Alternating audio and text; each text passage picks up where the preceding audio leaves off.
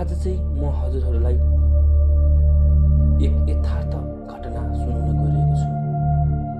मेरो नाम चाहिँ रमेश, घर मेरो धरान। हाल म काठमाडौँमा बसोबास गर्दै आइरहेको छु। आजको यो घटना चाहिँ आजभन्दा करिब 3.5 वर्ष अगाडि काठमाडौँबाट म साथीको बहिनीको बेला पालुङ जाने क्रममा घटेको घटना हो। आजभन्दा 3.5 वर्ष अगाडि मङ्सिर महिनाको समय थियो। साँझ 5 बजे म कलङ्गीबाट पालुङको यात्रातर्फ हिँडेँ।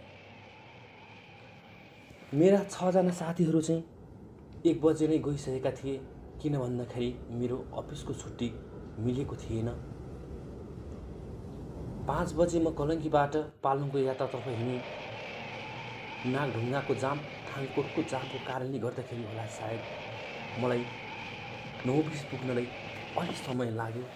लगभग 6:30 बजे म नौबिसे पुगेँ। मङ्सिर महिनाको समय, छोटो दिन, लामो रात भएर होला सायद झमक्क साँझ परिसकेको थियो।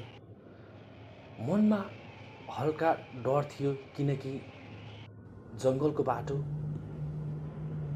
यात्रा एक्लैले गर्नु थियो। त्यसैले मैले एउटा नौबिसेको लामा होटलमा खाजा खाने निर्णय गरेँ। लामा होटलमा छिरेपछि खाजा मगाएँ। डर लागिरहेको थियो मनमा, कसरी यात्रा गर्ने भनेर। नखाने मान्छे होइन, रक्सी खान्छु, जे पर्ला पर्ला भनेर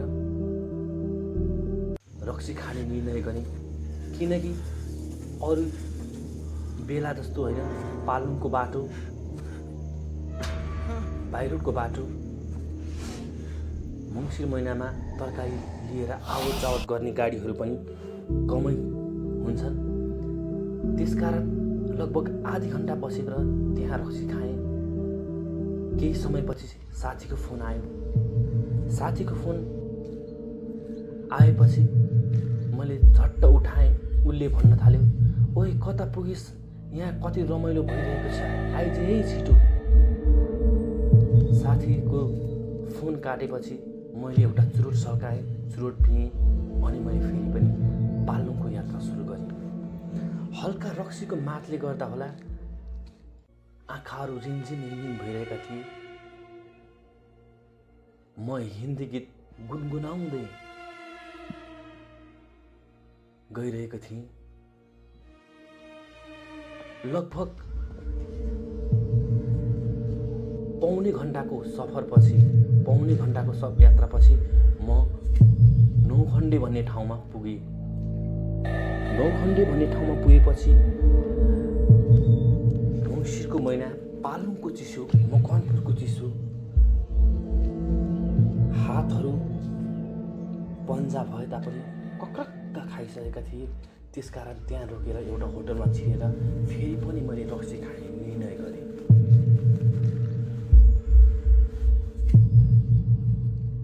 त्यहाँ होटलमा बसेपछि लगभग 20 मिनट जति बसेर रक्सी खाएँ। रिमझिम भइसकेको थिए। खुट्टाहरू हल्का लडबडाउन थालिसकेका थिए। अब त पालुङ निस्किनुपर्छ, ढिलो भइसक्यो भनेर सोचेर फेरि त्यहाँबाट म नौखण्डीबाट पालुङको यात्राको लागि निस्केँ। नौखण्डीबाट लगभग 1 किलोमिटर माथि पुगेपछि एउटा टर्निङमा मेरो आँखा झ्याट्टो साडी, हरियो पोते, कालो ब्लाउज लाएर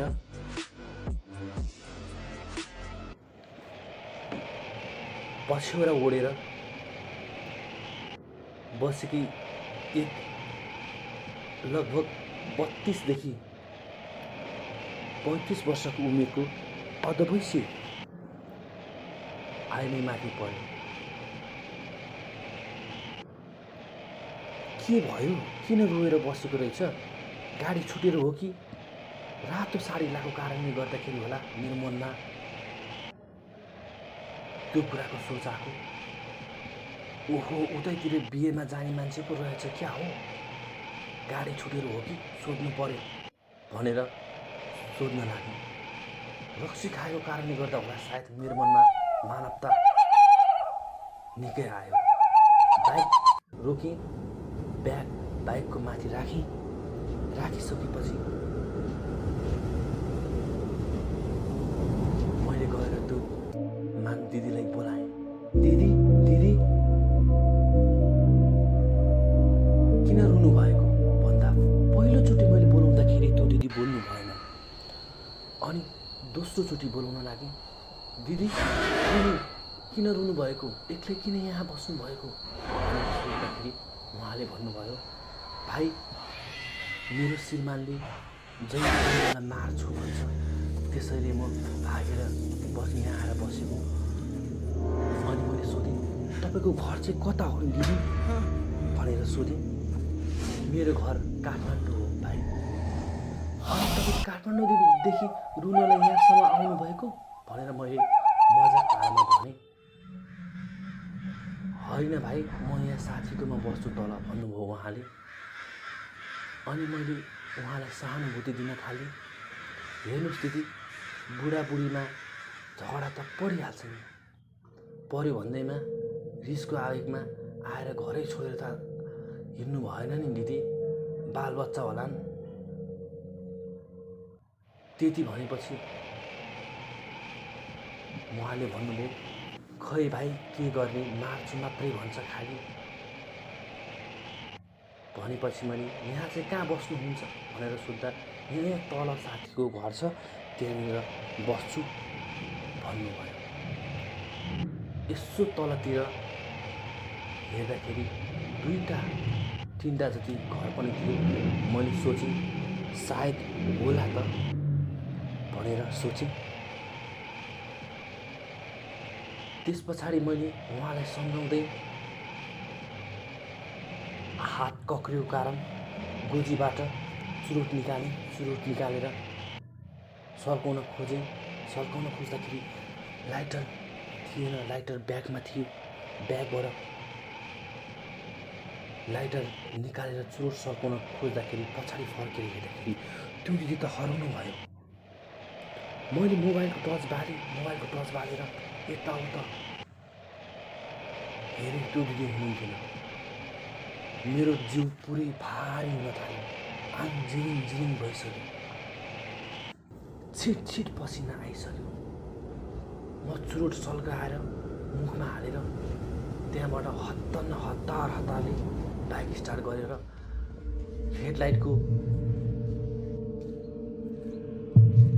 हेडलाइटमा मात्र आँखा हेरेर, बाटोमा मात्र आँखा हेरेर दायाँ बायाँ कतै पनि नहेरिकन 15 मिनटको कठिन यात्रापछि टिस्टुङ देउराली भन्ने ठाउँमा पुगेँ। त्यहाँ एउटा होटल खुल्ला रहेछ। हत्तनपत्त बाइक रोकेर आगो छुनतर्फ लागेँ। आगो छुन गएपछि पछिबाट मेरो मनमा डर त्रासहरू थिए। त्यहाँ गएर मैले आन्टीसँग भने,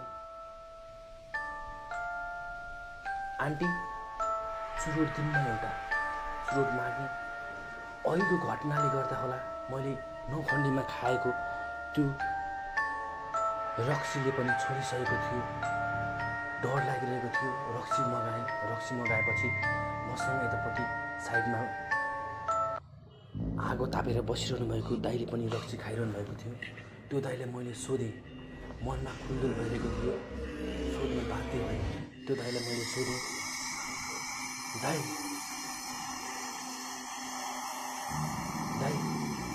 ऊ त्यहाँ तल नौखण्डीभन्दा माथि छ नि, त्यहाँ त एउटा रातो साडी लाएर पछाडि ओढेर अधबैसी आइमै रोइरहेको थियो। मैले बोलाएँ। अनि पछिबाट चुरोट सल्काउन खोज्दाखेरि हराई त्यो दिदी त भनेर भन्दाखेरि त्यो दाइलाई घटनाको स्पष्ट विवरण बताउँदाखेरि त्यो दाइले भन्नुभयो, ए आमा, यो भाइलाई पनि तर्साएछ त्यहाँ तल। ओहो, तर्साको? मलाई त लास्टै डर लाग्न थाल्यो। त्यस पछाडि मैले सोधेँ, दाइ किन त्यहाँ मान्छे मरेको छ हो र?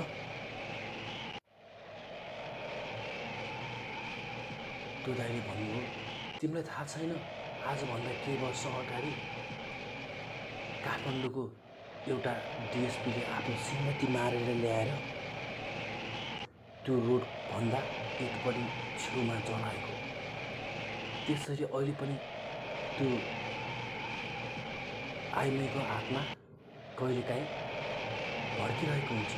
काठमाडौँबाट आउने एक्लो केटा मान्छेहरूलाई छल्ने गर्छ। ओहो, म परेछु आज भन्ने मलाई डर लाग्यो।